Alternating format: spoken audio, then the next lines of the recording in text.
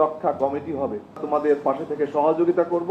বৈষম্য বিরোধী ছাত্র আন্দোলন খুলনা আমাদের যে পুলিশের সমস্যাগুলো আছে সেই সমস্যাগুলো খুব দ্রুত সময়ের মধ্যে গোড়া থেকে সংস্কার করে তারা আবারও দেশের সেবায় ফিরে আসবে এবং দলমত নির্বিশেষে, আমি আবারও বলছি, দলমত নির্বিশেষে সকলের নিরাপত্তা নিশ্চিত করতে হবে।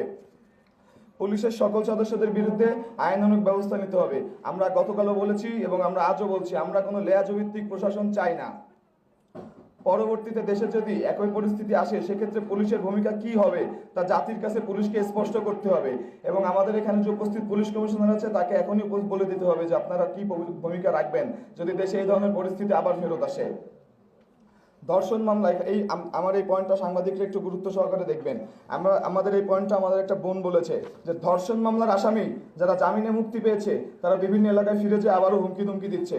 তাদেরকে কোর্ট খোলার মাধ্যমে অতি দ্রুত সময়ের মধ্যে আবারও গ্রেফতার করতে হবে। প্রতি মাসে একটি করে মিটিং অবশ্যই ছাত্র জনতার সাথে আপনাদের করতে হবে দেশের চাকরির পরিস্থিতি বিবেচনা করে। সাথে কিছু বক্তব্য আমি বলতে চাই যে বিভিন্ন রাজনৈতিক দলের নামে আমাদের কাছে অভিযোগ আসছে। সে সকল রাজনৈতিক দলকে আমরা বলতে চাই যে আপনারা যদি আসলে এই দেশের ভালো চান, যদি আপনারা আসলে এই দেশের জনগণের উন্নয়ন করতে চান, নিজেদের উন্নয়ন না করে যদি জনগণের উন্নয়ন করতে চান, তাহলে আপনারা রাস্তায় নামুন, ছাত্রদের সাথে কাঁধে কাঁধ মিলে ট্রাফিক কন্ট্রোল করুন, আপনারা রাস্তার ময়লাগুলো পরিষ্কার করুন। আপনাদের নামে কেন এখন দখলের অভিযোগ আসবে? আপনাদের নামে কেন এখন হত্যার অভিযোগ আসবে? কেন বাড়িঘর ভাঙচুরের অভিযোগ আসবে? আপনারা অতি দ্রুত সকল রাজনৈতিক দল ব্যবস্থা নেবেন এবং আপনারা নিজেদের প্রমাণ করবেন যে আপনারা এই দেশের জন্য, এই দশের জন্য আন্দোলন করেছেন। আমাদের বৈষম্য বিরোধী ছাত্র আন্দোলনের এখানে যারা সমন্বয়ক ভাই ও বোনেরা আছেন, আমি আপনাদেরকে বলবো যে আপনারা অন্তত আর কয়েকটা দিন যুদ্ধ করেন। আমরা যদি আর কয়েকটা দিন যুদ্ধ করতে পারি তবে আমি আপনাদেরকে এইটুকু গ্যারান্টি দিতে চাই যে আমাদের আর 5 বছর 10 বছর পরে অস্ট্রেলিয়া ইউরোপে যাওয়া লাগবে না। আমাদের এই দেশের যে মানব সম্পদ আছে, সেই মানব সম্পদকে দক্ষ মানব সম্পদে পরিণত করার মাধ্যমে এবং আমরা মেধাভিত্তিক বাংলাদেশ গড়ার মাধ্যমে এই দেশে ইউরোপ, অস্ট্রেলিয়া, আমেরিকার চেয়ে বেটার লাইফ আমরা ইনশাল্লাহ লিড করব। আমাদের যে বৈষম্য বিরোধী ছাত্র আন্দোলনের ভাইরা আছেন, আপনাদেরকে বলতে চাই যে এটা কোনো রাজনৈতিক ব্যানার না। আমরা অরাজনৈতিকভাবে এই দেশ সংস্কার করতে এসেছি, আমরা অরাজনৈতিকভাবে এই দেশ সংস্কার করব।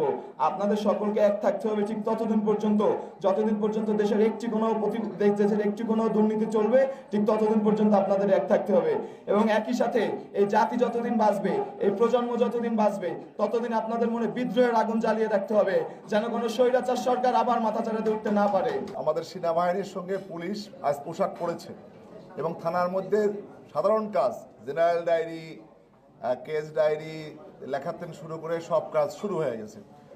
আমরা আশা করছি যে আগামীকাল থেকে থানা পুলিশ কার্যক্রম হয়ে যাবে। আর রাত্রে আমরা যতদূর সংবাদ পেয়েছি যে সম্মানিত প্রধান উপদেষ্টা বা তার উপদেষ্টাদের মধ্যে থেকে, মাননীয় উপদেষ্টাদের মধ্যে থেকে রাজারবাগ পুলিশ লাইনে গেলেই এই সমস্যার সমাধান রাজারবাগ কেন্দ্রিক যে কেন্দ্রীয় সিদ্ধান্ত হলে তখন আমরা হয়তো কাল পরশুর মধ্যে আমরা আশা করতেছি যে ট্রাফিক পুলিশ সহ সব পুলিশ তখন রাস্তায় নামবে এবং আমি কথা দিচ্ছি যে প্রথম দিকে অবশ্যই আপনারা যারা মাঠে আছেন তাদের নিয়েই আমরা কাজ করব। একটা সবচেয়ে ভালো কথা যে আজকে যেসব কথা হলো এটার কতদূর অগ্রগতি হলো, এটা অবশ্যই প্রতি মাসে এই সমন্বয়কদের নিয়ে একটি করে সভা এখানে অনুষ্ঠিত হবে।